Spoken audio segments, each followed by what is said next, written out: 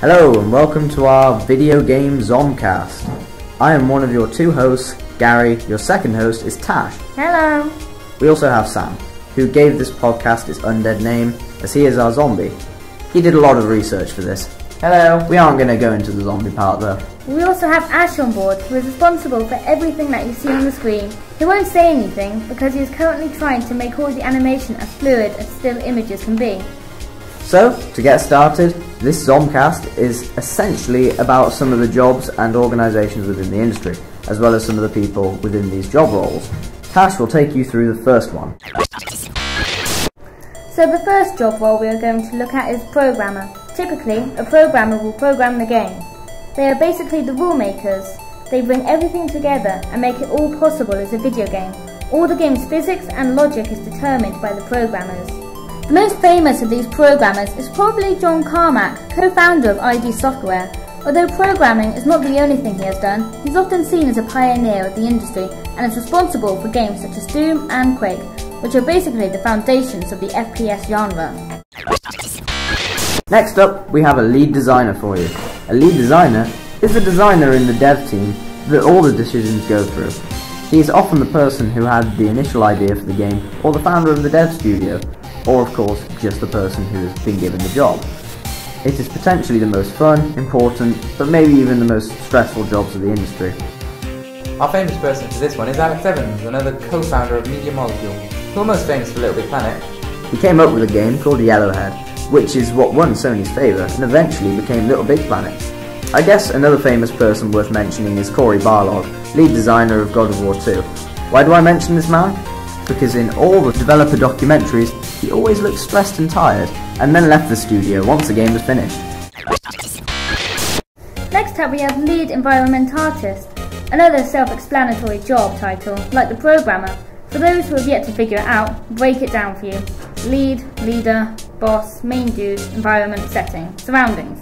Artist, they draw. You put this together and you get the leader of a team of artists who specialise in drawing the environments for video games. They often work closely with the narrative writer as they need to know where the story takes a character, or they may even suggest a setting themselves. They will also need to work closely with the modelers and level designers. The famous person we have for this job role is Stig Asmussen, the guy Cory Barlog left his job to. He was the lead environment artist for God of War 1 and 2. He then became lead designer for the third. God of War is a good example game, as the art, environments and level design in the game is often praised. Like Alex Evans, he lacks hair, which we believe may be becoming a trait for Sony's first-party lead designers. Journalists are a big part of the industry too. They give the games and developers their much-needed publicity. They review each game as it comes, which can have a strong impact on game sales, and therefore they affect the industry on a whole. They are often given early access to games to review, so the reviews can coincide with the release of the game. Famed journalists are all over the place. There are some reviewers who are well known for their work with the better known reviewing places, such as GameSpot and IGN. Jeff Gertzman is a veteran game reviewer who is well known for his work on the website GameSpot, and was at the centre of controversy when he was fired immediately after writing a negative review for a game that was being advertised on the site at the time, Kane and Lynch. There are other journalists who are more suited to comical reviews, where they nitpick and exaggerate all the negative aspects of a game for comical effect, while also bringing up valid points about the state of video games.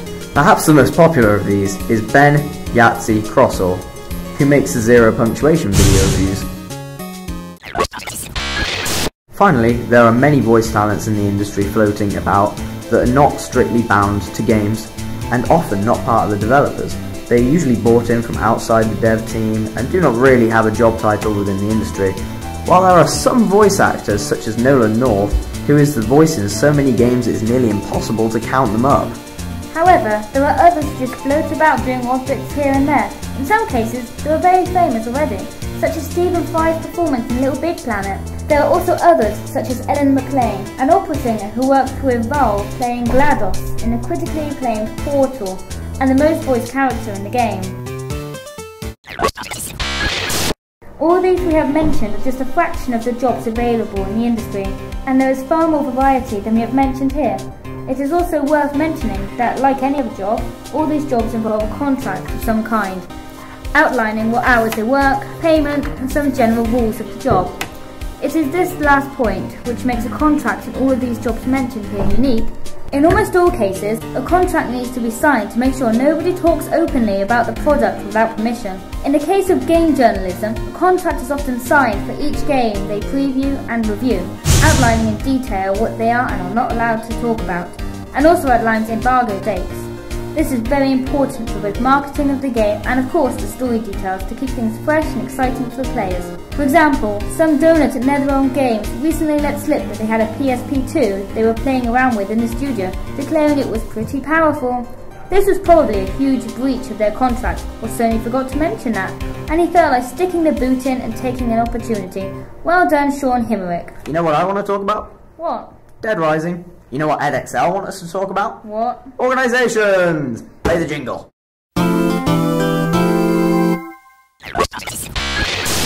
First on the chopping board is Media Molecule. Hey wait, pretty sure we have talked about them twice already in this podcast. Damn it, Sam. I suppose we better talk about them again. You take this one, Tash. Okay.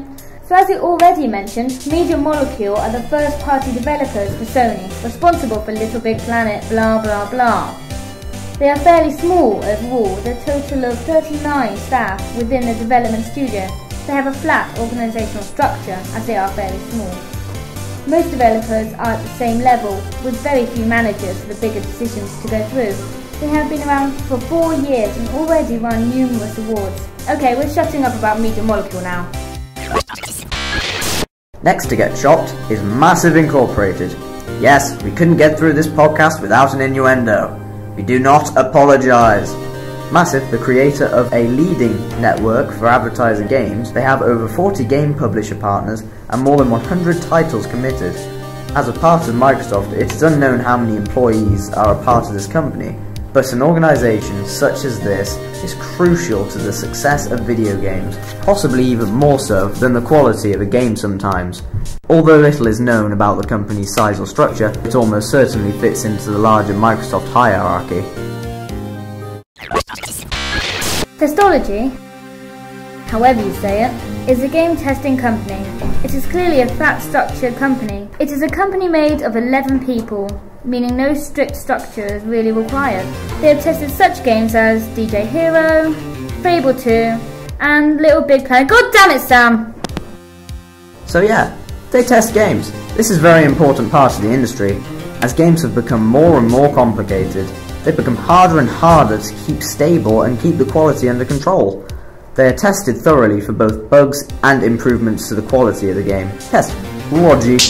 Testology does this. Activision. Now we're gonna do a number on this one. If Activision were a cult, they would be asking for your firstborn. So, let's cover the facts before we dive right in. Righto. Activision are a long-running publisher and developer of games. They are the perfect example of a hierarchical structure company, or a dictatorship.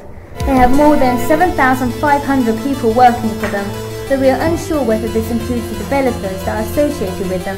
They famously published the highly successful Tony Hawk game and ran the series into the ground. They also published the highly successful Guitar Hero. They also ran that into the ground. Most recently, they are responsible for publishing the highly successful Call of Duty series. They are currently in the process of running it into the ground. They have already outlined their new highly successful developers to screw over, as they have now signed a 10-year publishing deal with Bungie. But you know what they say? You're only as good as your CEO, and Bobby Kotick is probably the nastiest person ever. Allow me to read some quotes to you. Bungie is possibly the only remaining high-quality independent developer, and they're a real company. The goal that I had in bringing a lot of the packaged good folks into Activision about 10 years ago was to take all the fun out of making video games. And finally, all your money are belong to me. Ha ha ha ha ha!